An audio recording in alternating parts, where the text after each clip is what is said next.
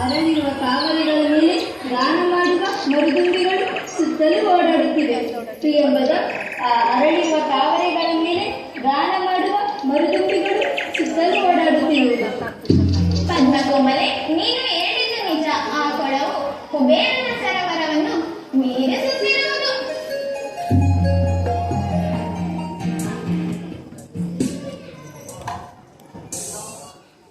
ದೇವಿ, ಅಲ್ಲಿ ನೋಡು, ತಮ್ಮ ತಮ್ಮ ಮರಿಗಳ ನಡೆ ಆಕಾಶಕ್ಕೆ ನೆಗೆಯುತ್ತಾ ಬಣ್ಣದ ಮೀನುಗಳು ಮನ್ಮಥನ ನಾಟಕದ ಮಂದಿರದ ನಟ ನಟಿಯರನ್ನು ಧಿಕ್ಕರಿಸುತ್ತಿವೆ. ಮನ್ಮಥ ಸಖಿ ಹೇಳಿದೆಯಲ್ಲ, ಆ ಮನ್ಮಥನು ಯಾರೇ? ಅವನು ಪ್ರಿಯಂಬದ, ನೀನೇ ಹೇಳೆ. ಅವನು ನನಗೆ ತಿಳಿಲಿಲ್ಲ, ನೀನೇ ಹೇಳು. ಅವನು ನಿನ್ನಂತಹ ಯೌವನಿಯರು ಬಯಸುವ ಚೆಲುವ ಪುರುಷ. ಸಖಿ, ಸಾಕು ಮಾಡು ನಿನ್ನ ಚೆಲ್ಲಾಟ. ಕಾಲತೀತವಾಯಿತು. ಗೌರಿ ಪೂಜೆಗೆ ಹೂಗಳನ್ನು ಕೊಯ್ದುಕೊಂಡು ಬಾ. ಅಲ್ಲಿಯವರೆಗೂ ಈ ವನದಲ್ಲಿರುವ ಆಶ್ಚರ್ಯಗಳ ಸಂಗತಿಯನ್ನು ನೋಡುತ್ತಾ ಸಂತೋಷ ಪಡುವೆನು.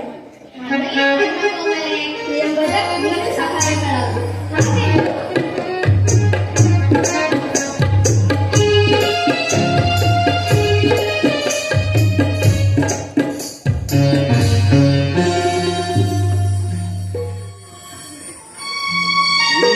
ಕಾಡಿನ ಸುಂದರ ದೃಶ್ಯಗಳು ನನ್ನ ಯಾವ ಜನ್ಮದ ಸ್ವಪ್ನಗಳು ನಾ ಕಾಣೆ. ಇದು ಮಹೇಂದ್ರಜ್ಞಾನ ಕಲ್ಪನೆಯೋ ಅಥವಾ ಕಾಲವೆಳೆಯುವ ಮಾಯಾಮಂದಿರವೋ? ಯಾರಿವಳು? ಭೂಲೋಕದ ರಂಬೆ ಇರಲಿ, ಇವಳಿಗೆ ನನ್ನ ಚಲ್ಲಾಟಗಳನ್ನು ತೋರಿಸುವೆನು. ಚೆಲ್ಲಾಟ ನಾನು ನಿನ್ನ ಸಖಿಯಲ್ಲ. ಸಖಿಯೋ ಸಖನೋ? ನಿಲ್ಲು. ಏಕೆ ನನ್ನೊಡನೆ ಮಾತನಾಡದೆ ನಿಂತಿರುವೆ? ಆಯುಷ್ಮಾರ್ಧನೆ, ಪರಪುರುಷರೊಡನೆ ಮಾತನಾಡಬಾರದೆಂಬ ಆರ್ಯವಚನವಿದೆಯಲ್ಲವೇ? ಸೌದಾಮಿನಿ, ನಿನ್ನ ಸಮ್ಮುಖದಲ್ಲಿ ನಿಂತಿರುವ ನಾನು ನಿನ್ನ ಪುರುಷ. ನೀನು ನನ್ನ ಪುರುಷನೇ? ಸುಂದರಿ, ನಿನ್ನನ್ನು ನೋಡಿದ ಮೇಲೆ ನಾನು ನಿನ್ನ ಪುರುಷನಲ್ಲದೆ ಮತ್ತೇನು? ನಿನ್ನ ರೂಪಲಾವಣ್ಯಗಳು ನನ್ನ ಹೃದಯದ ಸ್ಥೈರ್ಯವನ್ನೇ ಸೆಳೆದು ನನ್ನನ್ನು ನಿರ್ಭಾಗ್ಯನನ್ನಾಗಿ ಮಾಡಿರುವುದು. ವೀರನೇ, ಇಂತಹ ನಿಬಿಡವಾದ ಸ್ಥಳದಲ್ಲಿ ನಿಂತು ಮಾತನಾಡುವ ನಿನ್ನ ಮಾತುಗಳು ವಿವೇಕಿಗಳಿಗೆ ಸಲ್ಲದು.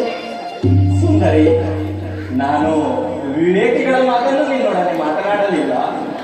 ಈ ದುರದೀರನ ಎದುರಿಗೆ ನಿಂತಿರುವ ನಿನ್ನಲ್ಲಿ ನನ್ನ ಮನಸ್ಸು ನೆಲೆಸಿದೆ. ಆ ದಿವಸ ನನ್ನ ಸ್ವಪ್ನದಲ್ಲಿ ಕಂಡ ಮನೋಹರನೇ ಈತನಾಗಿರಬಹುದು. ಇರಲಿ ಸ್ವಾಮಿ, ನೀವು ಯಾರು? ನಾನೇ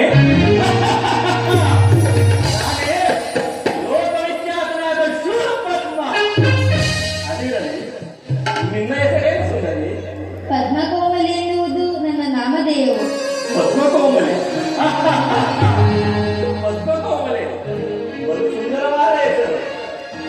ಸೌಭಾಗ್ಯವತಿ, ನಿನ್ನ ನಡೆನುಡಿಗಳಿಂದ ಕೃತಾರ್ಥನಾದೇನು. ಸುಂದರಿ, ನಿನ್ನ ಅದರಾಮೃತವನ್ನು ನನಗೆ ನೀಡುವೆಯಾ? ಏನಿದು ಅತ್ಯಾಚಾರ? ನಮ್ಮ ಭಾರತದ ಭಗಿನಿಯರು ಒಂದು ಪವಿತ್ರ ಆರ್ಯ ಧರ್ಮವನ್ನು ಈ ವಿಶ್ವ ಜಗತ್ತಿನಲ್ಲಿ ಪ್ರತಿಷ್ಠಾಪನೆ ಮಾಡಿರುವರು. ಅರುಂಧತಿ, ಅನಸೂಯ, ಸಾವಿತ್ರಿ, ಲೋಪಮುದ್ರೆಯರ ಪತಿವ್ರತ ಧರ್ಮವು ಈ ಆರ್ಯ ಧರ್ಮವನ್ನು ಪ್ರಕಾಶಗೊಳಿಸುತ್ತಿರುವುದು.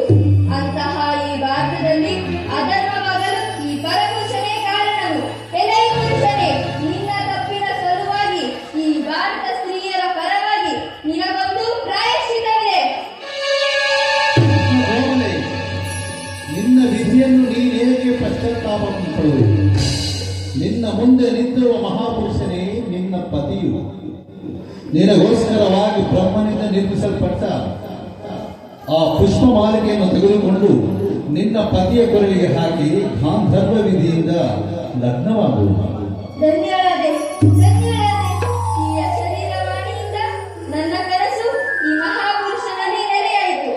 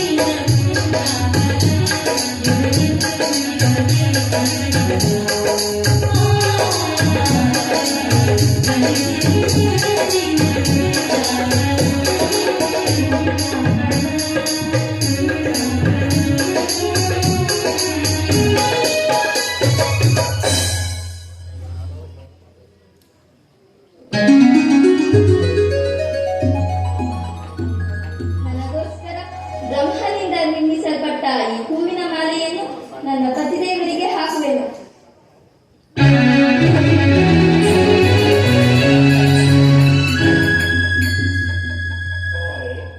ನಿನಗೆ